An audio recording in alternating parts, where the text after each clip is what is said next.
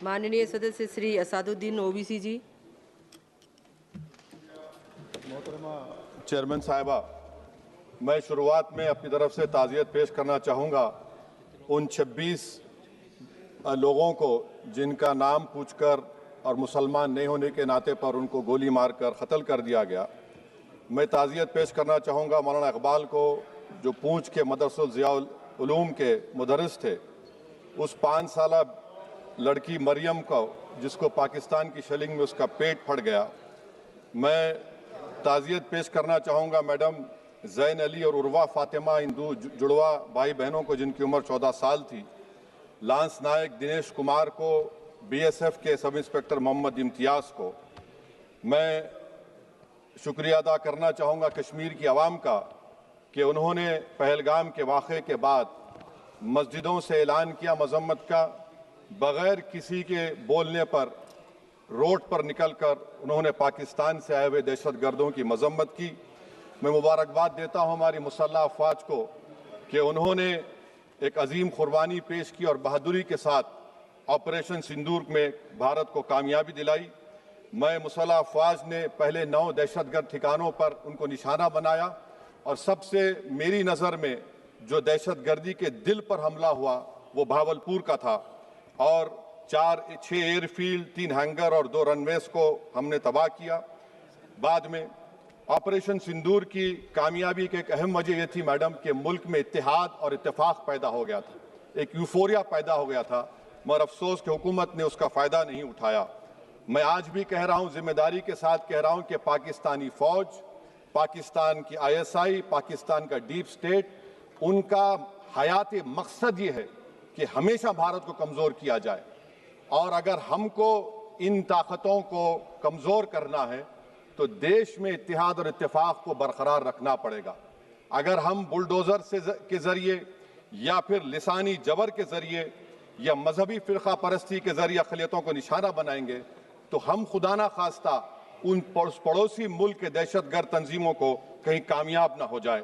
Madam, मैं आपके सामने ये भी कहना चाहूँगा कि इत्तेहाद और इत्तेफाक इस मुल्क में जब मजबूत होगा तो हमको बैनुल-अक़वामी सतह पर दिखाने की ज़रूरत नहीं पड़ेगी। मैं आपकी तरफ से हुकूमत से चंद सवालात करना चाहूँगा कि वज़ीर आज़म ने कहा कि खून और पानी एक साथ नहीं बह सकते, आतंकवाद और बातचीत एक साथ नहीं हो सकती। तो मेरा सवाल आपके ज़रिए से वज़ीर आज़म और हुकूमत से ये है, फिर जिन इंसानों को बैसारा की वादी में मारा गया था, क्या आपका ज़मीर इस बात की इजाज़त देता है कि आप ट्रेड बंद कर दिए, पाकिस्तान का एयरक्राफ्ट हमारे एयर स्पेस में नहीं आ सकता, उनकी कश्ती हमारे पानी में नहीं आ सकती, ट्रेड खत्म हो चुका है डायरेक्ट इनडायरेक्ट ट्रेड, आपका ज़मीर जिंदा क्यों नहीं है? किस सूरत से आप पाकिस्तान से क्रिकेट मैच खेलेंगे जब हम पानी नहीं दे रहे हैं? 80% पानी पाकिस्तान का हम रोक रहे हैं, ये कहकर के पानी और खून नहीं बहेगा, आप क्रिकेट मैच खेलेंगे? मैडम, मेरा ज़मीर तो गवारा नहीं करता कि मैं उस मैच को देखूंगा। क्या इस हुकूमत में इतनी हिम्मत है कि उन 25 मरने वालों को फोन करके कहे कि देखो हमने ऑपरेशन सिंदूर में बदला ले लिया, अब तुम पाकिस्तान का मैच देखो? बड़ी अफसोस की बात है मैडम, अकाउंटेबिलिटी किस पर है? पहलगाम किसने किया? 7.5 लाख हमारी फौज और सेंट्रल पैरामिलिट्री फोर्स है, ये कहां से 4 चूहे घुसकर हमारे भारत के नागरिक को मारे? अकाउंटेबिलिटी किस पर फिक्स होगी? LG पर फिक्स होगी तो LG को बरतरफ करिए, IB पर आती है तो एक्शन लीजिए, पुलिस पर आती है तो एक्शन लीजिए, मगर आप ये समझ रहे हैं कि ऑपरेशन कर दिया और हम खामोश लोग भूल जाएंगे, अकाउंटेबिलिटी फिक्स करना पड़ेगा। मैडम, डिटरेंस आपकी क्या है? आपने सर्जिकल स्ट्राइक किया, आपने बालाकोट किया, फिर ये पहलगाम हुआ, तो आपकी डिटरेंस की पॉलिसी नाकाम साबित हुई, कश्मीर की पॉलिसी नाकाम साबित हुई, 370 हटा दिया आपने एक रियासत को यूटी बना दिया और उसके बावजूद भी दहशतगर्द वहां पर पहुंच गए। तो और अफसोस मुझे इस बात का होता है मैडम कि पाकिस्तान को हम जानते हैं, पाकिस्तान और इजराइल इस पूरी दुनिया में एक फेल्ड स्टेट है और पाकिस्तान के आर्मी चीफ को, जिससे हमारे स्ट्रेटेजिक रिलेशनशिप है, इसको अपना दोस्त कहते हैं, उस देश का प्रेसिडेंट उस शख्स को बुलाकर खाना खिलाता है अपने साथ जिसके भाषण से हमारे लोग मारे गए थे। तो क्या आपकी खारजा पॉलिसी कामयाब हुई? आप देख लीजिए। अच्छा, हमारे देश में एक ऐसी तंजीम है जिसका वजूद नफरत की बुनियाद पर और मजहबी अज़बियत को फैलाने के लिए बनाया गया। उनको तकलीफ है सेकुलरिज्म से, सोशलिज्म से, मगर हमारे संविधान के प्रियम्बल में लफ्ज सॉवरेन है। सॉवरेन का मतलब यह है कि हम खुद मुख्तार हैं, हम हाकिम आला हैं, हम अपने मुल्क के मुकद्दर का फैसला करेंगे। एक गोरा व्हाइट हाउस में बैठकर भारत की सीज फायर का ऐलान करेगा? यह आपका नेशनलिज्म है। अफसोस होता है मुझे सर। मैडम मैं आपसे पूछना चाह रहा हूं कि अगर एक चचा सैम ऐलान कर रहे हैं तो हमारी फौज पर क्या असर पड़ा होगा? हमारे उन पायलटों पर क्या असर पड़ेगा जो नहीं मालूम कितनी ऊपर आसमानों पर भारत की हिफाजत कर रहे हैं? वो नेवी का सिपाही जो समंदर में खड़ा हुआ है, उसको यह नहीं मालूम हो रहा है कि मेरा प्रधानमंत्री ऐलान नहीं किया, एक गोरे ने ऐलान किया। बड़ा ये आपके कैसा होगा ये? मैडम मेरा सवाल हुकूमत से यह भी है कि हम कोई एडवर्सेरियल कंट्री नहीं है अमेरिका के लिए, हम दोस्त हैं, स्ट्रेटेजिक रिलेशनशिप है। क्या क्या एग्रीमेंट हमने साइन नहीं किया, तो क्या ये दोस्ती निभा रहे हैं?